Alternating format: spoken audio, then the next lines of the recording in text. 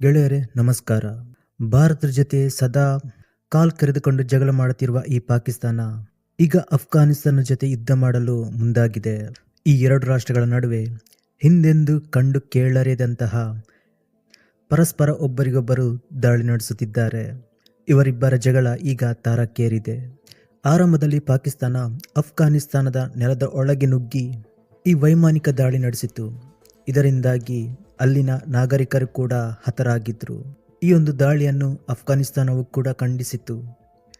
ಪಾಕಿಸ್ತಾನದ ಈ ದಾಳಿಗೆ ನಾವು ಪ್ರತ್ಯುತ್ತರ ಕೊಡ್ತೇವೆ ಅಂತ ಅಫ್ಘಾನಿಸ್ತಾನವು ಕೂಡ ಹೇಳಿತ್ತು. ಈ ದಾಳಿಯನ್ನು ಭಾರತವು ಕೂಡ ಖಂಡಿಸಿತ್ತು. ಇನ್ನು ಪಾಕಿಸ್ತಾನ ಮಾಡಿದಂತಹ ದಾಳಿಗೆ ಅಫ್ಘಾನಿಸ್ತಾನವು ಕೂಡ ರಿವೆಂಜ್ ಆಗಿ ಅವರ ಮೇಲೆ ಯದ್ವಾ ತದ್ವಾ ಫೈರ್ ಮಾಡಿದರು. ಇದರಿಂದಾಗಿ ಪಾಕಿಸ್ತಾನದ ಹಲವಾರು ಸೈನಿಕರು ಕೂಡ ಸತ್ತಿದ್ದಾರೆ. ಇಲ್ಲಿ ಏನಾಯ್ತಂದರೆ ಈ ಎರಡು ರಾಷ್ಟ್ರಗಳು ಒಂದು ಯುದ್ಧವನ್ನು ನಿಲ್ಲಿಸುವ ಹಂತಕ್ಕೆ ಬಂದಿಲ್ಲ. ಈಗ ಪಾಕಿಸ್ತಾನ ಅಫ್ಘಾನಿಸ್ತಾನದ ಮೇಲೆ ಮತ್ತೆ ವೈಮಾನಿಕ ದಾಳಿ ನಡೆಸಿದೆ.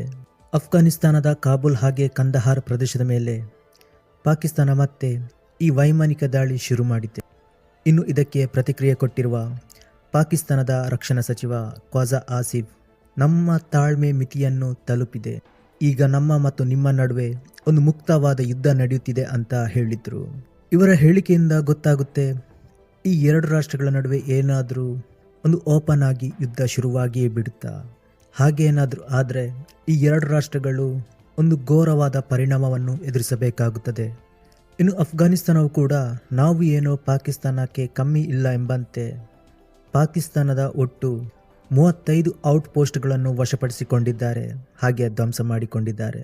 ಈ ಅಫ್ಘಾನಿಸ್ತಾನದ ಬಳಿ ಪಾಕಿಸ್ತಾನದಷ್ಟು ಆಯುಧಗಳು ಇಲ್ಲದೆ ಇರಬಹುದು, ಆದರೆ ಅಫ್ಘಾನಿಸ್ತಾನವನ್ನು ಮಣಿಸುವುದು ಕೂಡ ಅಷ್ಟು ಸುಲಭದ ಮಾತಲ್ಲ.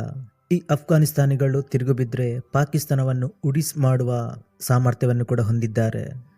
ಅಫ್ಘಾನಿಸ್ತಾನ ಹಾಗೂ ಪಾಕಿಸ್ತಾನದ ನಡುವೆ ಈ ಗಡಿ ವಿವಾದ ನಡೆಯುತ್ತಲೇ ಇದೆ. ಈ ಎರಡು ರಾಷ್ಟ್ರಗಳ ನಡುವೆ ಕೆಲವೊಂದು ವಿಚಾರಗಳಲ್ಲಿ ಭಿನ್ನಾಭಿಪ್ರಾಯವಿದೆ.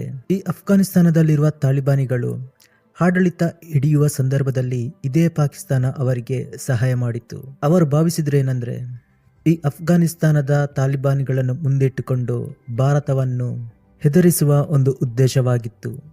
ಆದರೆ ಅದು ಸಾಧ್ಯವಾಗಿಲ್ಲ. ಈಗ ಅಫ್ಘಾನಿಸ್ತಾನದ ತಾಲಿಬಾನಿಗಳು ಪಾಕಿಸ್ತಾನದ ವಿರುದ್ಧನೇ ತಿರುಗಿ ಬಿದ್ದಿದ್ದಾರೆ. ಇನ್ನು ಇವರಿಬ್ಬರ ನಡುವಿನ ಈ ಯುದ್ಧ ಮುಂದೆ ಯಾವ ಹಂತಕ್ಕೆ ತಲುಪಲಿದೆ ಎಂಬುದು ಮುಂಬರುವ ದಿನಗಳಲ್ಲಿ ಗೊತ್ತಾಗಲಿದೆ.